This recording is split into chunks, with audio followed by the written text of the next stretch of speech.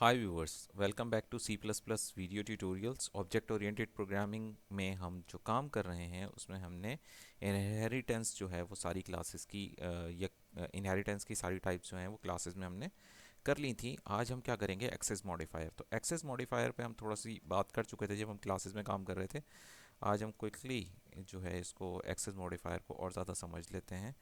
तो मैंने यहाँ पर एक क्लास बना दी है जिसका नाम मैंने जेंडर रख दिया है। और अब जो भी कुछ मैं इसमें काम करने जा रहा हूँ, जैसे मैं इसमें काम करता हूँ, एक वेरिएबल बना देता हूँ और वेरिएबल की डेटा टाइप में रख लेता हूँ स्ट्रिंग, और इसमें मैं वेरिएबल का नाम रख देता हूँ जेन। और यहाँ पर मैं एक मेथड बना देता हूँ जिसकी डेटा टाइप वॉइड करके यहाँ पर मैं दे देता हूँ GENT। और उसके बाद ये मेथड के लिए स्मॉल पैरेंथेसिस और उसके अंदर एक मैसेज, और मैसेज ये जाएगा कि न्यू लाइन एंड टैप करके आप जो है यहाँ पर एक मैसेज लिख लो कि एंटर, नहीं एंटर नहीं, यहाँ पर आएगा सीधा यू वर जेंडर इज। आपका जेंडर क्या है वो हम बता रहे हैं, लेकिन वो जेंडर कहाँ से हमारे पास आएगा? वो जेंडर हमारे पास आएगा जो हमने जिन वाला वेरिएबल बनाया है उसमें से। ठीक है, यहाँ से हमारे पास जेंडर आ जाएगा। लेकिन यहाँ पर जब मैं ऑब्जेक्ट बनाऊंगा ना व्यूअर्स, जैसे हमारे पास क्लास है जेंडर, जेंडर क्लास का मैंने एक ऑब्जेक्ट बना दिया G1। ठीक है, लेकिन जैसे ही G1 करूँगा, डॉट करूँगा, मेरे पास कुछ भी शो नहीं हो रहा। इट मीन्स कि यहाँ पर जो है, अगर मैंने एक्सेस मॉडिफायर क्लास में नहीं दिया है, पब्लिक, प्रोटेक्टेड या फिर प्राइवेट, तीन एक्सेस मॉडिफायर होते हैं, अगर मैंने कुछ भी नहीं दिया है तो बाय डिफ़ॉल्ट ये प्राइवेट हो जाता है। तो if you want to show your parameters in the programs body, अगर आप प्रोग्राम की बॉडी में अपने पैरामीटर शो करना चाह रहे हैं तो you have to public your class access modifier. तो आपको अपनी क्लास का एक्सेस मॉडिफायर क्या करना पड़ेगा? पब्लिक। अब देखें, जैसे ही मैंने पब्लिक किया, यहाँ पर मेरे पास दोनों चीज़ें आ गई। क्या चीज़ें आ गई यहाँ पर मेरे पास?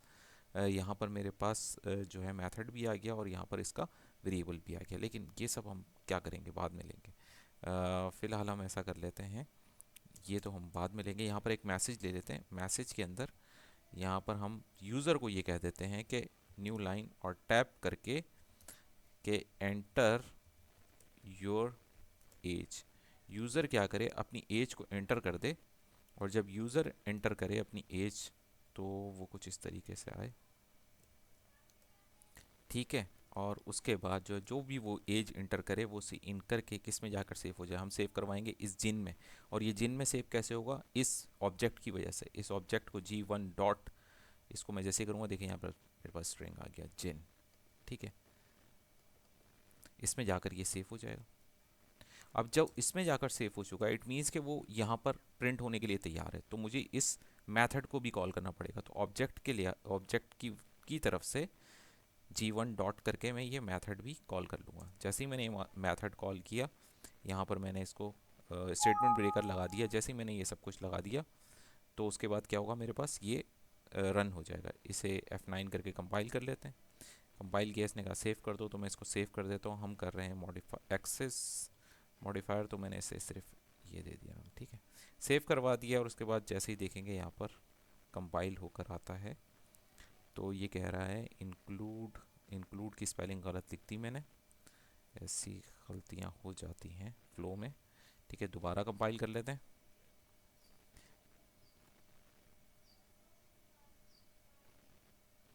अब देखें, कोई भी एरर, कोई भी वार्निंग नहीं है। इसे मैं जैसे F10 करके रन करूँगा, तो यहाँ पर ये एंटर योर एज पूछ रहा है। मैंने जेंडर लिखना था, गलती से लिख दिया। तो यहाँ पर चूंकि मैंने वेरिएबल, एक मिनट इसे पहले सही ही कर देते हैं। यहाँ पर हम एंटर योर एज, सॉरी यहाँ पर एज नहीं आना चाहिए, एंटर योर जेंडर। तो इसे जेंडर कर देते हैं। मैंने इसे जेंडर कर दिया है। दोबारा से कंपाइल कर लेते हैं, और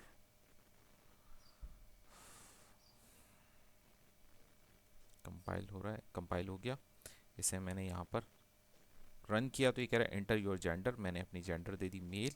जैसे इंटर किया तो मेरे पास मैसेज आ गया योर जेंडर इज़ मेल। ठीक है, तो ये कैसे हुआ? ये हमने एक क्लास बनाई, उसको पब्लिक किया, और यहाँ पर आकर उस क्लास में हमने ऑब्जेक्ट के ज़रिए उसके वेरिएबल में वैल्यू दी, और फिर उसका मेथड कॉल कर दिया जिस मेथड में ये सब कुछ था।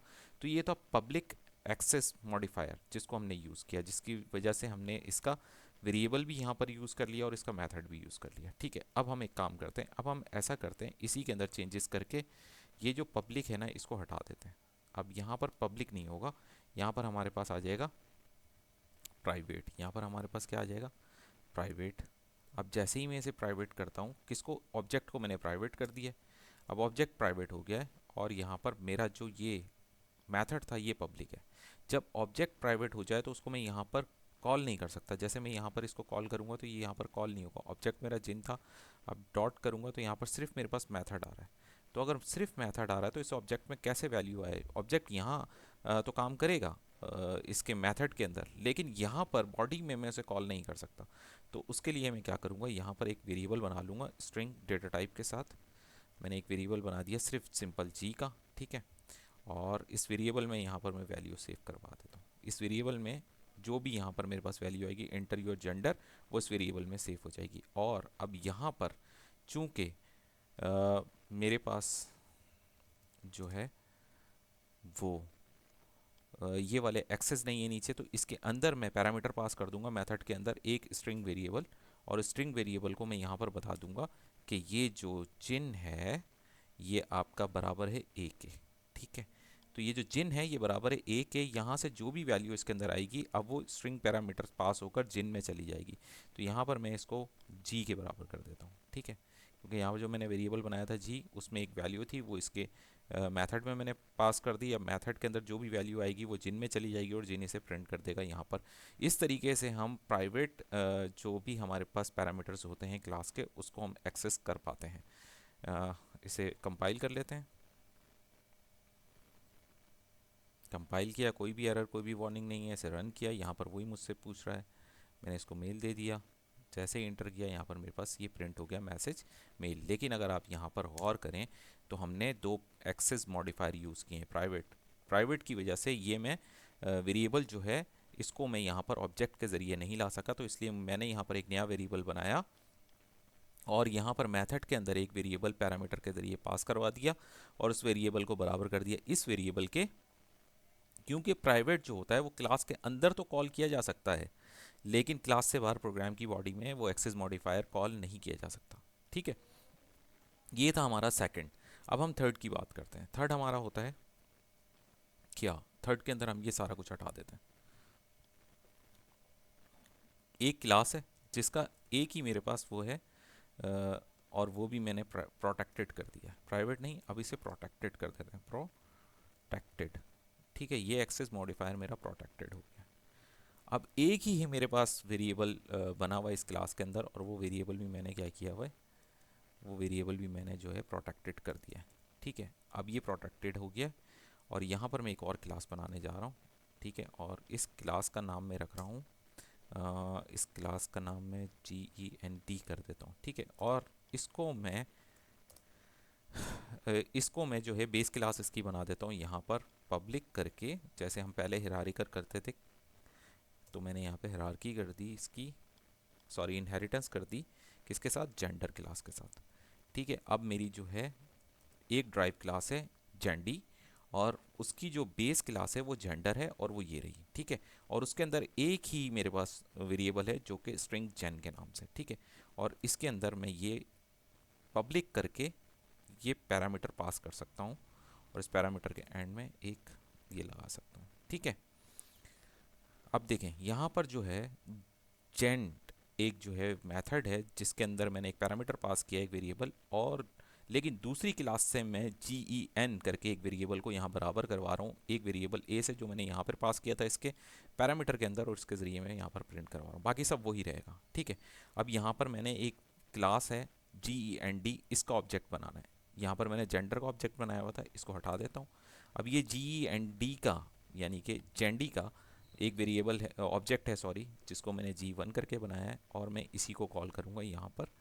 बाकी सब कुछ वही रहेगा। इसे कंपाइल कर लेते हैं। इसमें कोई भी एरर कोई भी वार्निंग नहीं है। इसे रन किया, अब ये मुझसे पूछ रहा है जेंडर, तो मैंने यहाँ पर जेंडर दे दी मेल।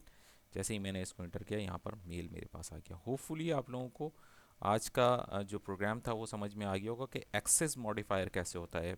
पब्लिक एक्सेस मॉडिफायर को आप क्लास में, क्लास के बाहर और प्रोग्राम की बॉडी में कहीं पर भी मतलब उसके जो भी पैरामीटर या ऑब्जेक्ट्स होते हैं या मेथड्स होते हैं उनको कॉल कर सकते हैं। जो प्राइवेट होते हैं उनको सिर्फ क्लास के अंदर कॉल कर सकते हैं, और जो प्रोटेक्टेड होते हैं उन्हें फ्रेंड क्लास में कॉल कर सकते हैं, प्रोग्राम की बॉडी में कॉल नहीं कर सकते। प्राइवेट को क्लास के अंदर कर सकते हैं, जबकि प्रोटेक्टेड को क्लास के बाहर फ्रेंड क्लास में या ड्राइव क्लास में भी कॉल कर सकते हैं। तो ये थे हमारे एक्सेस मॉडिफायर। होपफुली आप लोग प्रैक्टिस भी कर रहे होंगे, और अगर वीडियो में कुछ ऐड करवाना चाहते हैं कमेंट करें, वीडियो को लाइक करें, अपने फ्रेंड्स के साथ शेयर करें, चैनल को सब्सक्राइब करें। अल्लाह हाफिज़।